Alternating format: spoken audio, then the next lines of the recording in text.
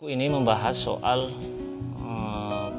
pemikiran negara Islam menurut Muhammad Hussein Haikal ya. Penulisnya ya Ibu Musdah Mulia. Kita baca profil beliau, sepertinya ada di halaman belakang. Di sini tertulis Ibu Musdah Mulia lahir di Bone 3 Maret 1958. Ia pernah nyantri di Pondok Pesantren Asadiyah Wajo, Sulawesi Selatan, dan juga dosen di Pascasarjana UIN Syarif Hidayatullah, Jakarta. Ia aktivis gender, HAM, dan pluralisme. Ini bukunya, Negara Islam. Sudah. Selanjutnya buku yang kedua, Argumen Pluralisme Agama, karya Abdul Muqsid Ghazali, membangun toleransi berbasis Al-Quran. Kita buka dulu ya teman-teman. Di sini sudah ada teman-teman saya, ini sudah pada datang. Mereka habis dari perjalanan jauh. Kita buka dulu. Nah ini, kita buka daftar isinya apa saja.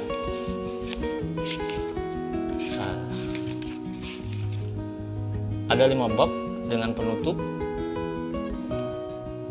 Jadi di sini juga membahas soal seputar pengertian dan latar historis dari pluralisme. Pandangan Al-Quran tentang umat agama lain juga dibahas di sini, serta tentang Al-Quran dan kemajemukan agama. Ini buku tentang pluralisme. Kita baca profil dari Abdul Muqsid Ghazali ya. Abdul Muqsid Ghazali menyelesaikan studi S2 dan S3 di UIN Syarif Hidayatullah Februari 2004. Kemudian ia mengikuti program dialog lintas agama selama sebulan di Amerika Serikat, mengikuti perkuliahan 1 semester di Universitas Leiden, Belanda di tahun 2006. Kemudian ia saat ini bekerja sebagai dosen Universitas Syarif Hidayatullah Jakarta dan juga di Universitas Paramadina Jakarta. Entah ini masih mengajar atau tidak.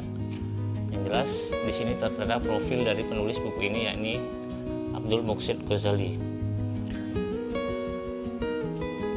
Bukunya sebanyak setebal 440 halaman ya. 441 halaman dengan indeks dan juga daftar pustaka. Ini banyak dalil-dalil sepertinya ini nanti yang akan dikutip di dalam buku ini. Kita pelan-pelan mereview nantinya buku ini. Sepertinya tidak bisa dalam satu kali kesempatan untuk mereview buku ini karena sangat menarik untuk dibahas tentang wacana dan pemikiran pluralisme di dalam Islam. Sepertinya satu bab ini harus dikupas. Selanjutnya buku yang terakhir, Kode untuk Republik, Peran Sandi Negara di Perang Kemerdekaan. Penulisnya Pratama Dipersada. Pratama Dipersada ini lahir di Cepu, Kabupaten Blora, tahun 1977. Ia adalah salah seorang pendidikannya ditempuh di Akademi Sandi Negara, kemudian lulus sebagai ahli sandi tingkat 3. Jadi dia bekerja di Lembaga Sandi Negara. Buku ini berbicara soal kode dan sandi yang digunakan oleh para pejuang ketika masa kemerdekaan, ketika Indonesia masih berperang melawan kolonial Hindia Belanda ya.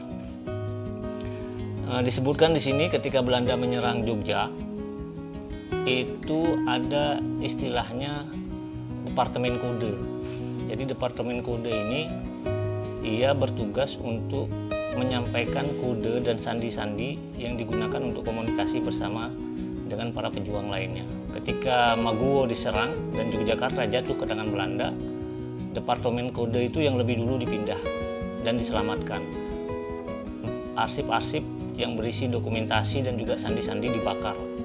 Tujuannya agar pemerintah kolonial yang saat itu menyerang Jogja tidak bisa mengetahui kode dan sandi yang digunakan oleh para pejuang kemerdekaan. Itu yang pertama. Yang kedua, ketika ada pemerintahan darurat Republik Indonesia di Bukit Tinggi ya. Di sana juga ada Departemen Kode.